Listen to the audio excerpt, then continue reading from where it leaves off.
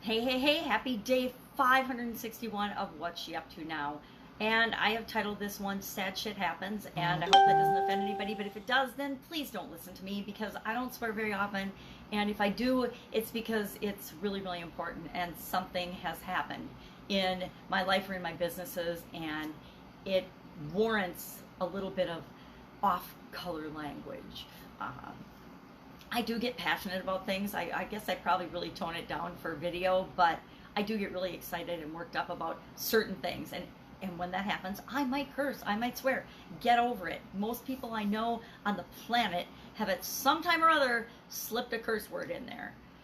But why I'm calling this Sad Shit Happens is because yesterday my youngest sister and I went and spent the day with my grandmother, my 99-year-old grandma. She would have been 100 on October 4th, but she passed away last night when it was really interesting. I'm going to tell a story because I have to tell somebody, and I've told my mom, but otherwise it's hard.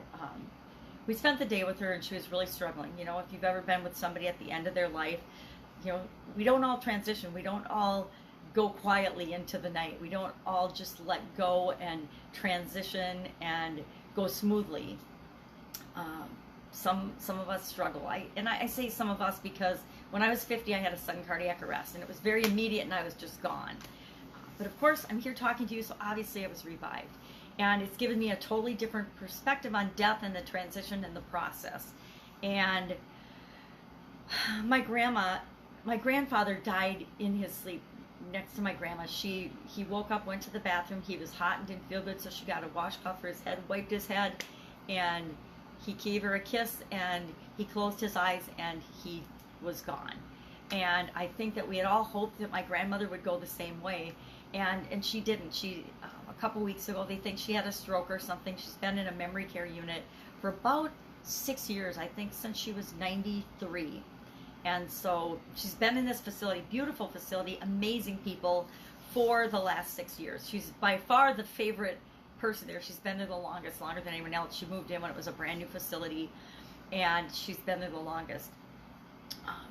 But she didn't just slip quietly into the night. She's had a very long, grueling, and difficult to watch, a woman that I've known for 59 years, and she's been an incredible part of my life, the most kind, amazing woman that you could ever even imagine. I mean, my sister was telling the story to the nurses yesterday about how we used to feel sorry for other kids because they didn't have our amazing grandparents. My grandparents were, you know, just this amazing, kind couple that made everyone around them feel better for just being around them and come in contact with them.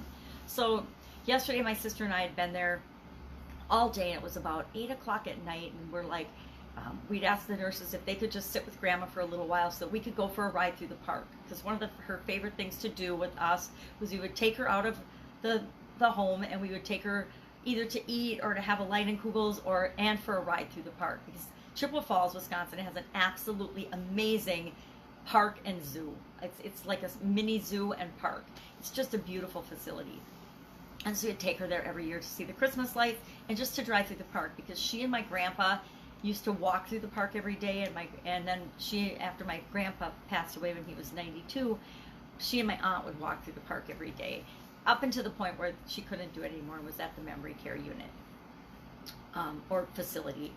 So we drove through the park. We went under what's known as the Wishing Bridge. We went by her old school when she was in grade school, which, you know, what does that say about that school? That's an old school, but it's still used today. We went by my grandpa's corner. My grandpa owned a gas station, and so we went by his corner. We went under the Wishing Bridge because a tradition my parents had when we were kids was to make a wish under this bridge whenever we went to Chippewa Falls. So we made double wishes for her, that she would pass away quietly and just go. And because it had been a very long, the last 3, 4, 5, 6, 7 days have been, you know, just her struggling to breathe and just keep going. And so we wished that, and then we went by their old house, my grandpa and grandma's old house, and it's funny because we had turned down the road to go back to the facility, and my sister's like, I want to go by Grandma's house, but I can't remember where it is. And I'm like, okay, we went there our whole lives until they moved into their new house, so I know exactly where it is.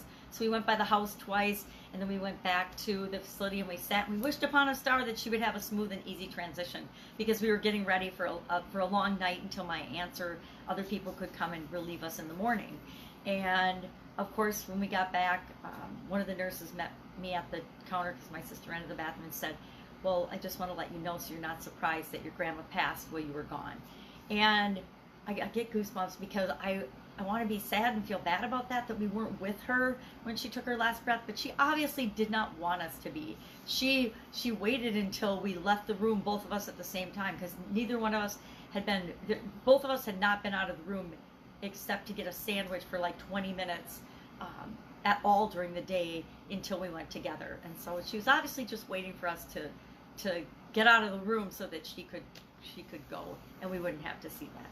So we came back and we said our goodbyes, called everybody, and it just made for an interesting day. And I want to be sad, and I want to cry, and so I'm going to go for a really long nature walk now and probably not do anything else for a while. And then I'm going to go out and I'm going to bust my rear end at my old house and do a bunch of physical work there, because when I'm feeling emotional and sad, and I like to actually put physical energy into things. So I'll go spend a little time in nature, then I'll go bust my tail and shampoo some rugs and wash some walls or something to get my energy going, just to remind myself that, you know, life happens, things happen for a reason, and we might not understand those reasons.